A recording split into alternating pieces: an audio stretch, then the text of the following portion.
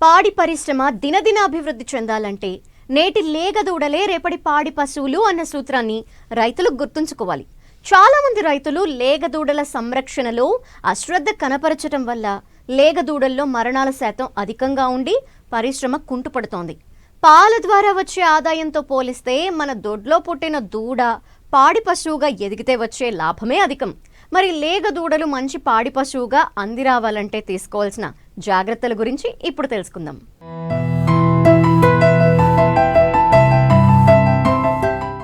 శాస్త్రీయంగా చేపట్టే దూడల పోషణ మందవృద్ధికి నాంది. ఆరోగ్యవంతమైన లేగదూడల పెంపకం డెయిరీ అభివృద్ధికి పునాది లాంటిదనడంలో సందేహం లేదు. కాని ఈ సత్యాన్ని గమనించని చాలా డెయిరీలు పాల ద్వారా వచ్చే ఆదాయంపైనే దృష్టి పెట్టి ఆ తరువాత పశువుల మేపు భారమై కొత్తగా పశువులు కొనుగోలు చేసేందుకు శక్తి చాలక అనతి కాలంలోనే మూతపడుతున్నాయి. మన ప్రాంతంలో దూడల పెంపకంపై ఉన్న నిర్లక్ష్యం వల్ల ముఖ్యంగా గేదె దూడల్లో ఏటా 20 నుంచి 30% పైగా మరణాలు సంభవిస్తున్నాయంటే అతిశయోక్తి కాదు. పాడి పరిశ్రమను ఒక ఆదాయ వనరుగా చూడటమే తప్ప దూరదృష్టి లేకపోవడమే దీనికి ప్రధాన కారణంగా చెప్పవచ్చు. మేలుజాతి లేగదూడల సంరక్షణకు పాడి గేదెలు లేదా ఆవులు చూడితో ఉన్నప్పటి నుంచే తగిన జాగ్రత్తలు తీసుకుని పుట్టిన సంవత్సరంన్నర వరకు సంరక్షించగలిగితే 2వ ఏట చూలు కట్టి పాడి పశువుగా అందివస్తుంది. ఆవు దూడలైతే 18 నెలలకే చూలు కడతాయి.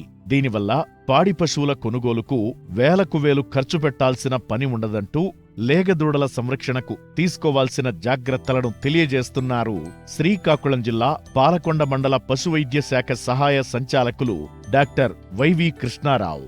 ముఖ్యంగా ఏంటంటే దూడ పుట్టిన వెంటనే జున్నుపాలు అంటే కొలెస్ట్రాల్ మిల్క్ అంటాము, దాన్ని మనం తాగించాలి. చాలామందికి అపోహలు ఉంటాయి, అవి తాగిస్తే ఎక్కువగా తాగితే పవర్గా ఉంటాయని. కానీ వాటిలో ఇమ్యునోగ్లోబులిన్స్, విటమిన్స్ అన్నీ ఉంటాయి.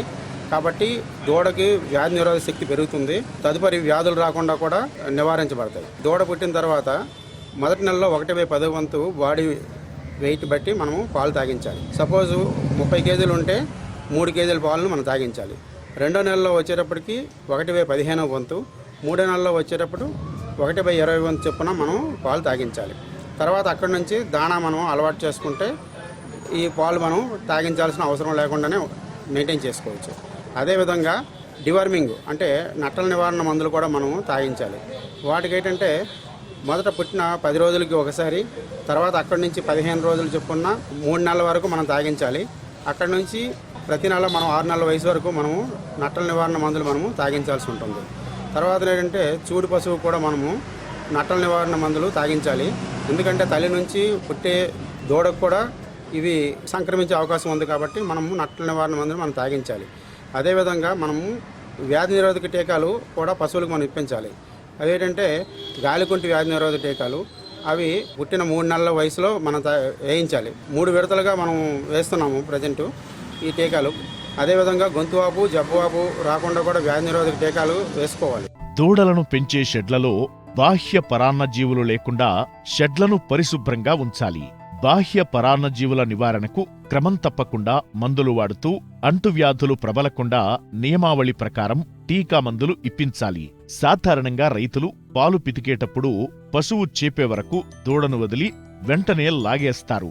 పాలు తీసిన తరువాత దూడను వదిలేస్తారు. ఇది చాలా ప్రమాదం.